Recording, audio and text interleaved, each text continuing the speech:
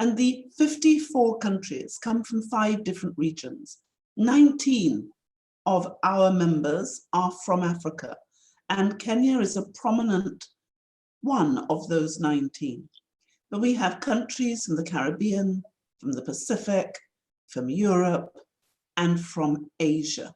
And of course, we have Canada, which is part of our Canadian, they're called the Americas, but it's Caribbean and Canada. That means that we have countries who are huge, like India, 1.35 billion, but countries which are as small as Nauru in the Pacific, who only have 10 or 11,000 people. So big ones, small ones, landlocked ones, island states, states as big as a continent. And because we come from all regions, we have all religions, all races, we're like a petri dish.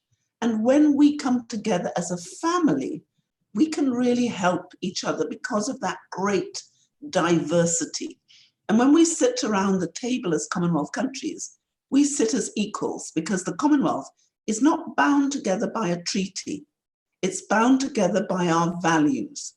And those common values are held in our Commonwealth Charter. And many of you will have heard of the Sustainable Development Goals, which are the things that we as an international community have committed to do in order to keep ourselves and our world safe. Well, a lot of those things came from our Commonwealth. And Kenya is an extraordinarily important member, particularly when it comes to innovation. You know that Kenya ranks 2nd in Africa for innovation. And that innovation has been vitally important for all of us. You only have to think of M-Pesa, because before we had M-Pesa, no one did the telebanking. And that opportunity to have on our telephones, the banking systems, I think started here in Kenya. So this coming together, this innovation, this sharing, this brotherhood, this family of nations who are bound together by common law, common language, common parliamentary structures, common institutions, it gives us huge advantages. But the biggest advantage we have as a Commonwealth family is we really love each other, we care about each other. And in times like this, at COVID, when more than anything else, you need solidarity to get us through this difficult time, that's when the Commonwealth really comes into its own. Okay, thank you very much, and thanks for highlighting the family and the need to be together. Now, in this era of COVID, we have increasingly seen the importance of digital communication. You know, as the world has moved online, so we are seeing some schools teaching their children online. We're already seeing a lot of people consuming information online. What will be the role of technology in the Commonwealth, and especially for developing countries like Kenya post-COVID? Well, what we've already seen is with all of us, because of the social distancing, because we're not able to touch and feel each other in the way in which we did, we have all had to go online. So for example, we in the Commonwealth Secretariat had been getting ready for this new digitalized world. And we had created a platform which would enable us to not only communicate with each other and with our member states, and to do what we're doing now, that is having interviews online, but we were able to move all our services onto a digital platform.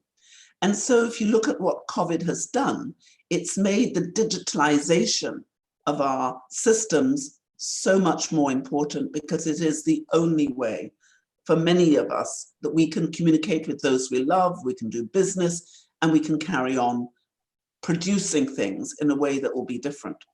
But that's causing huge difficulties because there is a significant digital divide. Some of our countries still only have 2G. some have 3G, some have 4G, some are migrating to 5G. And that disparity is something that we really have to challenge and look at if we are to make sure we don't leave people behind. And that significant divide is important because 18% of our people living in low-income Commonwealth countries have internet access compared to 85% in high-income countries. Now, if our people, all our people are going to have to compete, that is something that we are going to have to address. In fact, just 6 of our members, that's the UK, Canada, Australia, India, Singapore, and Malaysia, account for 85% of the total online sales to customers. The same 6 make up 98.8% of the Commonwealth's total high-tech exports. So there is real scope here for Africa to engage. Women also often suffer a double-digit divide. In poorer countries where there are 14% less likely than men to own their own mobile phone. This means that 200 million fewer women lose out on the benefits like finding information or managing their money online. Nonetheless, I think there is a tremendous opportunity because achieving 50% penetration across the Commonwealth would raise members' combined national income from 74 billion to 263 billion. And I saw for myself when I was in Kenya, the impact that this digitalization, this access to internet can have to our people, particularly our women. I remember going to see a number of women who were making beads, you know, the beautiful necklaces and the headbands, but they were sharing information. They had some of the mothers were staying back to look after the children, but they were shopping effectively online with the other women who went to town, who were choosing the beads, who were saying how much money, and they were also selling their produce online. They were looking to see which market would be better, and the ability to sell their product online and to receive the money online was making a massive difference to those women, their ability to look after their children, look after themselves, pay for school, and pay for equipment. So these things are not just technical, they're real. If our people are to take advantage of these opportunities, the digital divide has to be challenged. But there is such hope. When I went with one of the young men back to his village, and it was a very traditional village there, they didn't have running water, but what he had around his neck was a mobile phone. And I asked him, well, what is he using the mobile phone for? And he was doing a master's in engineering, but he was doing that master's and he was able to use the mobile connectivity to do his classes and to make communications. So that is how getting the internet into all of our homes for our children, our young people, our men and our women, to be able to have access to information and to trade. That's why it is so important. And I think what Kenya has done, what the President Uhuru Kenyatta is doing to make sure that all parts of Kenya will have that interconnectivity, I think that's vitally important. And it's also important that he has put proper focus on making sure we women have a proper say, we women are around the table and are helping to make the decisions, because if we are not included, if our voices aren't heard, then the solutions that we need in this new innovative world will not be as good as we could make them if all of us have a voice. Okay, I want to take you from the question where you say there's need to close this digital divide. You also spoke about some countries in the Commonwealth are still on 2G, while others are already on 4G and moving into 5G. What needs to be done to upscale populations with skills that they need to cope in this digital era, if we are to close the digital divide? Well, I think there's a real opportunity for us to collaborate one with the other. For example, Kenya is a leader on the African continent in innovation, and we need innovation. Amongst the African nation, as I said, Kenya is ranked second after South Africa on the 2019 Commonwealth Innovation Index and 12th in the whole world.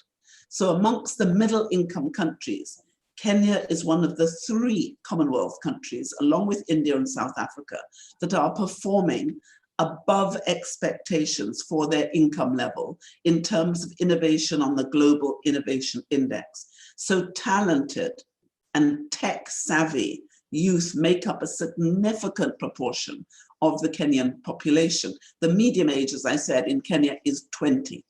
So a Kenyan, and I'll just give you an example of some of the brilliant young Kenyans who are making the difference. One of your Kenyan nationals, a young man called John Oroko, he was one of the 15 winners of the first ever Commonwealth Innovation Awards in 2019. Now he founded Selina, I think it's called Wamakusi, an inclusive mobile phone-driven digital platform and social enterprise for smallholder farmers, which has made such a difference. It helps them manage products, increase trade, and provides information to enhance the quality of their produce. And Kenya has led the African continent in financial innovation for more than a decade with its revolutionary mobile money service, M-Pesa, which has been used, is used now, I think, by 2 out of 5 Kenyans. So this collaboration, this innovation, this opportunity to really find the new technical things that we need is what's driving it. And if you look at what we're doing here in the Commonwealth with our connectivity agenda and the work that we're doing on fintech, these issues, this collaborative approach is what's making such a difference. And therefore, I really have to commend Kenya for its early response to COVID, because that has also demonstrated the innovation and the opportunity that there's there. And it's making that leadership role, that communication, that opportunity to collaborate, I think has really been extraordinary. But if you look at, and I'm going to take COVID as one of the areas for innovation, the scientific opportunity for us to share. So Ghana Memorial Institute for Medical Research has sequenced the genome of COVID. Then we have the medicine delivery via drones. The drone company Zipline has pioneered medical deliveries to rural communities in Rwanda and Ghana. Its lightweight drones deliver vital packages to clinics up to 85 kilometers away. So trips that might have taken an entire day could take 30 minutes or less by drone. And this opportunity, what the Kenyan banks are now doing, which is waiving bank fees for individuals who move money from their bank account and their mobile wallet, and that came into effect. Now that is all technology, but really putting its hands into the homes of people, helping them to do better. And so these technological advantages is really making a difference. But then if you look at the Continental Solidarity Anti-COVID-19 Fund, which has been advocated in Africa, that too has brought innovation. So ICT and innovation is at the very heart of the Commonwealth Reform Programme and our vision for the future.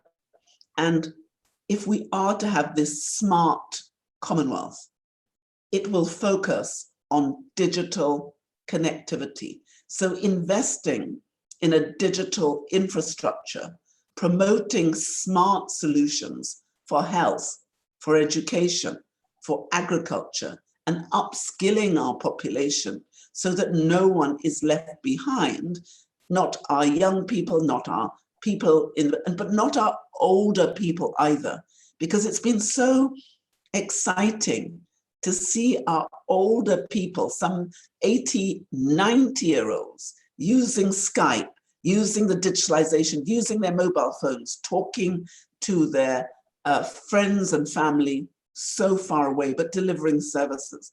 So I think when we're thinking of digitalization, we could see this as something for everyone, not just for the young, but everyone now is getting tech savvy. And that's what we have to do if we are to help people to take advantage of this fourth industrial revolution and to make sure none of us get left behind. But as I was saying earlier, it's important for us to address the digital gap, because unless we do, we're not going to be able to get there. So what we in the Commonwealth Secretariat are doing is we're helping our countries, supporting them to think about how do we invest in the broadband infrastructure, promoting, enabling policy and regulatory framework, and exploring the upskilling of our young people in STEM subjects, that's science, technology, and maths, and the digital skills that they're going to need. So that I introduced the Secretary General's Commonwealth Innovation Awards, and they were launched last year to recognize the resourcefulness, the creativity of our young people from right across the Commonwealth, and to give them an opportunity to shine. Now, the state of the digital economy in the Commonwealth report, which was launched in February of this year, that the Commonwealth launched it through the connectivity agenda, aims to, for instance, support Kenya and other Commonwealth member states to develop national digital economies. And if we can come together, if we can share the information that each of us knows, what we're trying to do is to say, if one of us spends $1, a penny, a paisa, a rupee, then let's hope that no other country has to spend the same dollar or penny or rupee, because we can share things that work, but what we're also sharing are things that do not work, so that we only have to make the mistake once, and it is really working. If you go onto our Commonwealth website, which is thecommonwealth.org, you will see our Commonwealth Innovation Hub. So there are 54 of us, and we are sharing everything we have. Okay, I think I have 3 questions. I have one on innovation, one on reaching out to people, and then I will come to the awards. But before I do that, you're watching Take on Tech, coming to you from KBC Channel 1, a program that comes to you every week. Now, Patricia, you spoke about leaving behind certain populations, and especially women. You talked about 200 women in the world have been left behind and are not benefiting from, this information society or this digital, inclusion. So I am just wondering, when we speak, and you spoke about the need to include them. So when we speak about inclusiveness in development, and there's the digital divide that's leaving out these populations from benefiting from technology, as the Commonwealth and as the Secretary General of the Commonwealth, how are you addressing this? Well, we are working really very closely with each of our countries, and I want to thank Professor Kobia, who is the minister in charge of government administration, but she also chaired the Women Affairs Ministers meeting in Kenya last year, because we as a Commonwealth family are coming together to see how we address these issues of women. And I really want to praise what your president, Uhuru Kenyatta, has done, because he's put some very powerful women in charge of some very important agendas. So there is Professor Kobia, but there's also your Minister for Foreign Affairs, your Minister for Defense, your Minister for Sport, the great Amina Mohammed, there's Rachel, Monica. All of these women are coming together to make sure that the women's voice is heard. And that contribution has been really felt. So when we came to Nairobi last year in 2019, we looked at the issues that impact on women. We looked at domestic violence. We looked at women's opportunity to participate in trade. We looked at women's opportunity in terms of climate change and all the different aspects. And Professor Kobia has asked me to call another meeting of the Women Affairs ministers, because what we want is for women not to be left behind as a result of this COVID-19 pandemic, because it's so easy for some of the awards, some of the advances that we've made for women to slip back. If you look at what's happening when our girls are no longer at school, we're noticing that it's the boys who are spending more time on the internet. And girls are so often doing more of the housework and the homework. So if they're doing that, what about their ability to study? So this is looking at the very practical things, but thinking what policies, what practices, what improvements can we make to make sure that when we're implementing the best practice, that we are making sure that our girls and our women are included. If you look at what India has just done in terms of using the same technology that I'm sure they borrowed from Kenya's M-Pesa, but making sure that so many of the poor have a zero bank account, and then giving them an individual identifier, and then paying money directly into their hands. So many technological solutions are being found to get over some of the very basic problems. We know, for example, and I've been very worried about it, and I know the ministers right across the Commonwealth have been worried, the fact that domestic violence during this lockdown has trebled in some cases. And in many countries, the number of women who are dying have doubled. So these are the things that we have to look at. And our tracker, not only the Coronavirus Response Center tracker is tracking COVID, but we are also tracking the other sustainable development goals. We are looking at the impact that it's having on climate change. We're looking at the impact it's having on our women, on our children, on our business, on our trade. Because right now, after COVID, we know that we're going to have the climate crisis, and Kenya has already started to suffer that. You saw the storms where more than 100 people died, but there's also locusts going across Africa. And you've just seen the damage that's been caused in the Pacific from the cyclone, the damage that's caused in India and Bangladesh from this, the worst cyclone that they've ever seen. And we've got hurricanes coming. So all of these tracking is really important to make a difference, a practical difference. Okay. Now, you talked about the Commonwealth Awards for Innovation, and Kenya is one country that is a hub of innovation.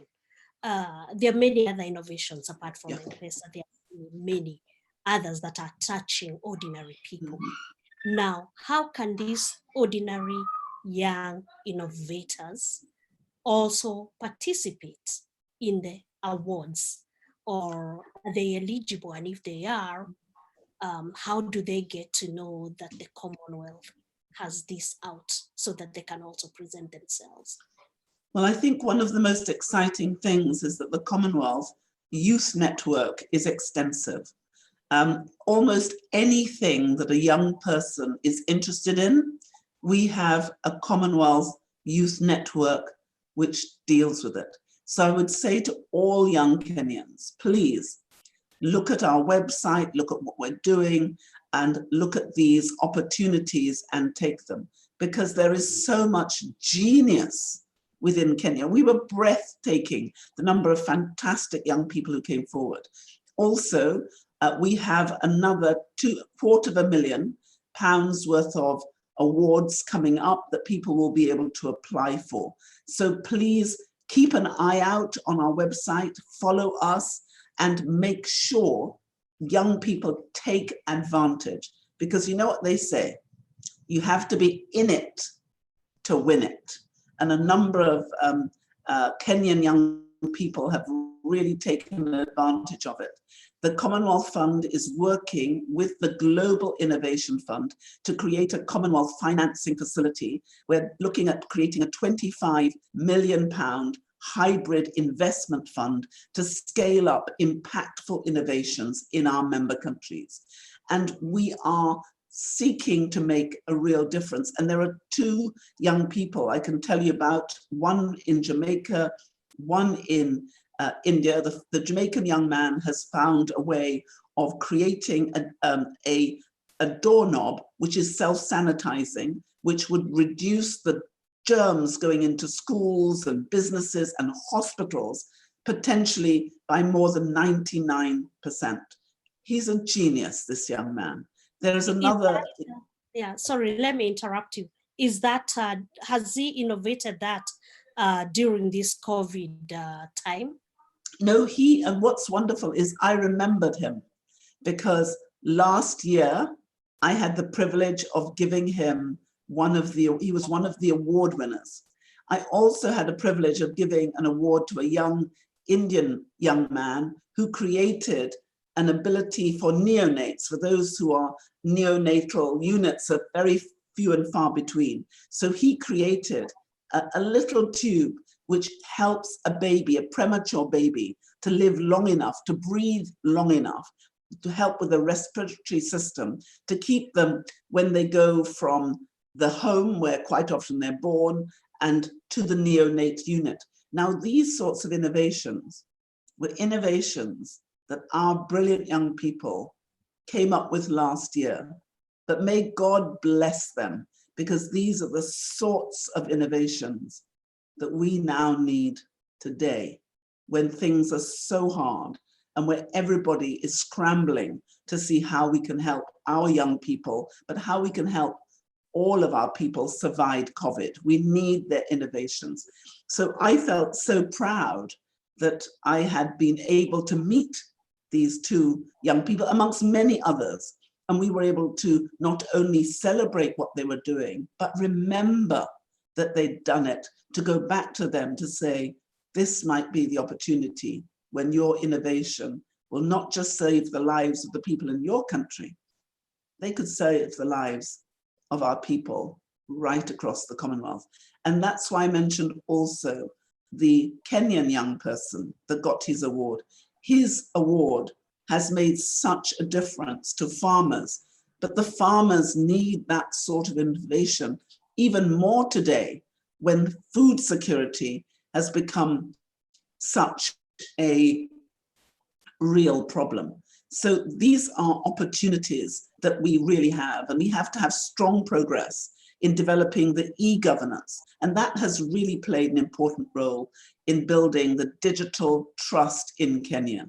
This has been facilitated through the efforts of the digital service delivery to citizens, the increased type of and quality of information available digitally, and it's really enhanced the government's ability to ensure transparency and support anti-corruption efforts through digitalization. So these are the sorts of innovations that, yes, they've happened in Kenya, but they can really help all of the Commonwealth to get there a little more quickly than we would if we were just struggling on our own. So this great success in pioneering, for instance, the mobile money in I think it was 2006 that Kenya did that, has revolutionized how things happen now. And it's these type of innovations that we need to find, develop, share, if we're going to have the connectivity that will enable us to meet all the 2030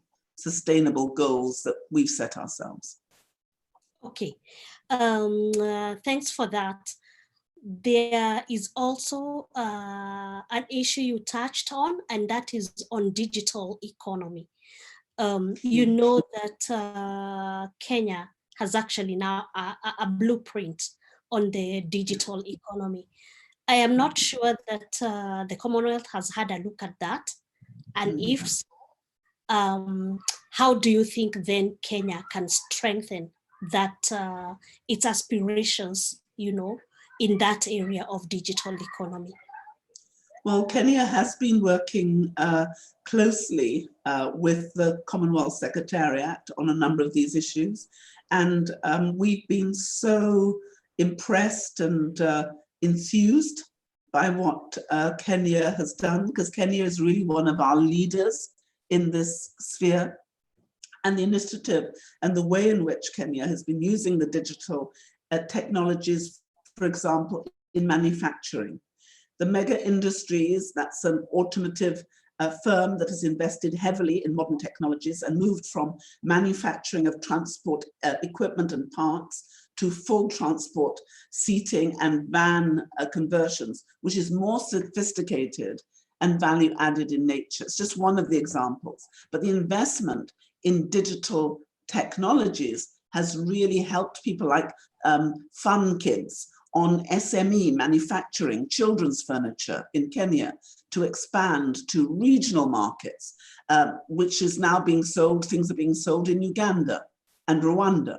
And through mass production of goods and extract specifications. But also Kenya's got the use of computer-aided design and computer-aided manufacturing technologies. And that's been helped by the new Wide Garments, a garment manufacturer in Kenya, to diversify into new product lines and meet international standards and expand exports to the United States and the African Growth and Opportunity Act. And M-Farms in Kenya is providing online exchange platform to connect buyers and farmers selling agricultural products. And these are all Commonwealth leading initiatives. And it's particularly good, therefore, to see that they are originating from Kenya's private sector. But this environment of using technologically powered,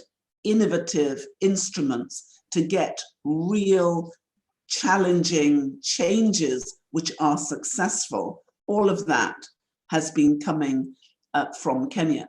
So we are really excited about what we're doing with you. Kenya is active, as I'm sure you know, and is a very engaged partner in the Commonwealth Blue Charter.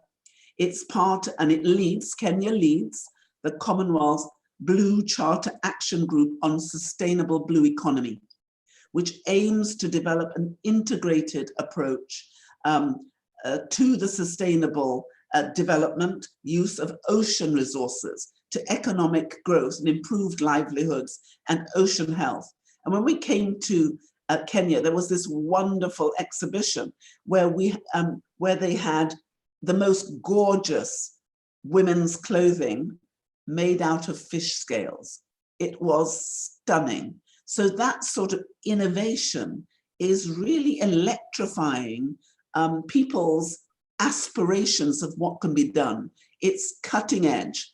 And Kenya is a member of 3 of our working groups or clusters under the Commonwealth Connectivity Agenda. Kenya's in digital connectivity, regulatory connectivity, and physical connectivity. And that contribution that we can make to all our 54 understanding is really making a difference. It's I've been talking a lot about pooling the understanding from the different countries so that we can accelerate our improvements. And through the Hub and Spokes program, which wrapped up in December 2019, Commonwealth supported Kenya in developing its first ever national strategy to combat illicit trade. And Kenya has hosted so many of our meetings. I've spoken already about the 12th Women's Ministers meeting in September 2019, but Kenya also hosted the second Intra Commonwealth SME Summit on business to showcase the products and services and network the private, the public sector services, the small and medium-sized enterprises are responsible, as you know, for more than 80% of Africa's employment and 50% of its GDP. So the way in which Kenya has led on this has been very important, but also you are going to host our Education Ministers Conference next year in 2021. So there's a multiplicity of threads that are all coming together, which links the work we're doing on Commonwealth connectivity, with the work we're doing on climate, with the work we're doing on women, with the work we're doing on children, with the work we're doing on tech. And if you look at our trade, if we're going to meet the needs of all our people, we really are going to have to enhance that trade dynamic. Sorry.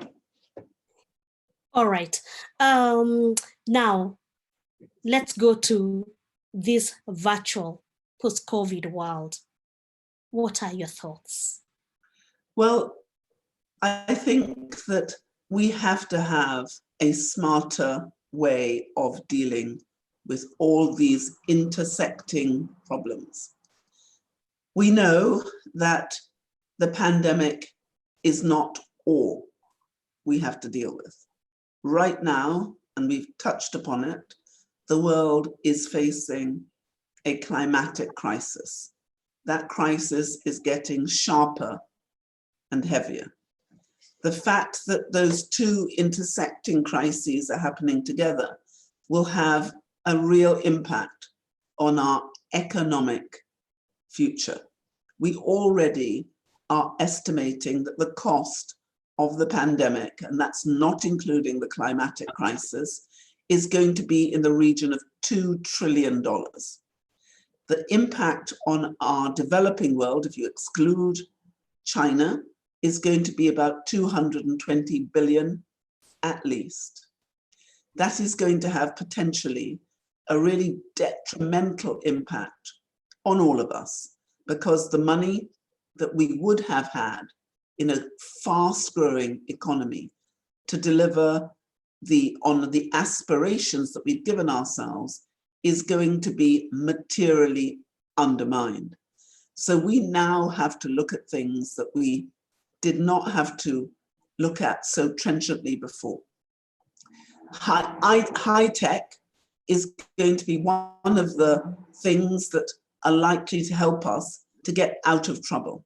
If you look at what happened in 2008 and 2009, the last aspiration, we had an economic crisis. The Commonwealth came together and was able, through working, to improve the trade figures and get ourselves back up more quickly. We knew last year that we have, amongst our Commonwealth, $700 billion worth of intra-Commonwealth trade. We had hopes of increasing that trade to 2 trillion by 2030. But we now know that COVID will have had a negative impact on us.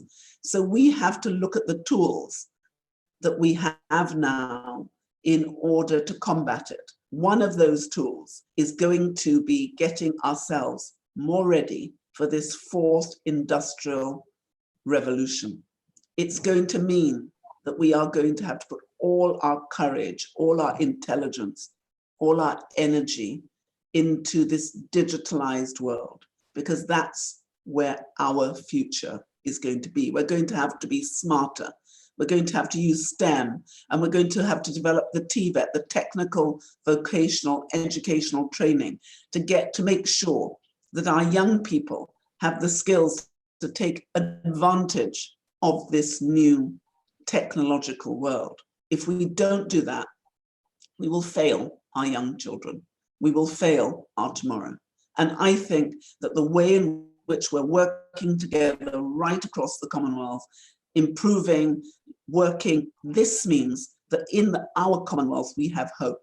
But I think that hope is predicated upon us working together, taking advantage of the opportunities, making sure our women are included. We're 50% of the population.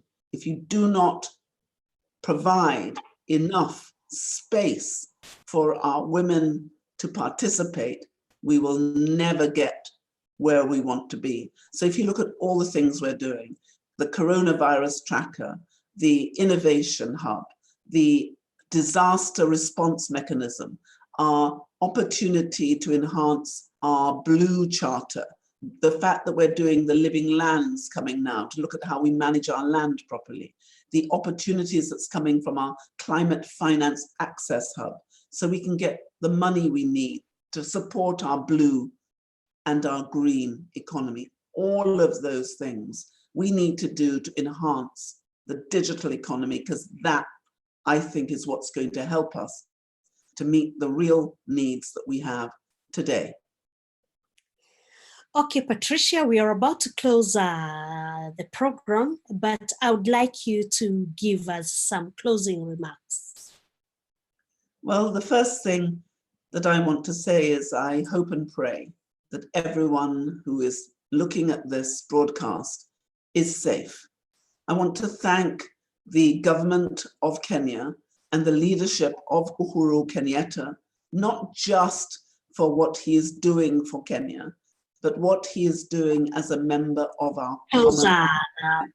Because what we have seen is that the innovation that's coming from Kenya, the energy that's coming from the young people, the solidarity that has been shown. If you look at the way in which your media has come together, the people who've been in all of the programs that have been launched by Amini Mohammed, the sportsmen and women, your musicians, this solidarity really matters.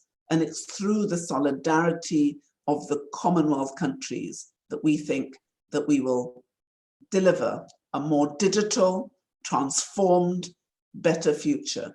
So I want people to be hopeful, knowing that this solidarity that Kenyans have shown and the innovation that Kenya has already made such a difference. And so God bless Kenya. Thank you very much, Patricia. We have been talking to Patricia Scotland, the Secretary General of the Commonwealth, and she was talking to us about a post-COVID virtual world. Thank you so much for joining us. She joined us online, and you have been watching Take on Tech. And until next week when we have another program, my name is Grace Gidaiga. Goodbye.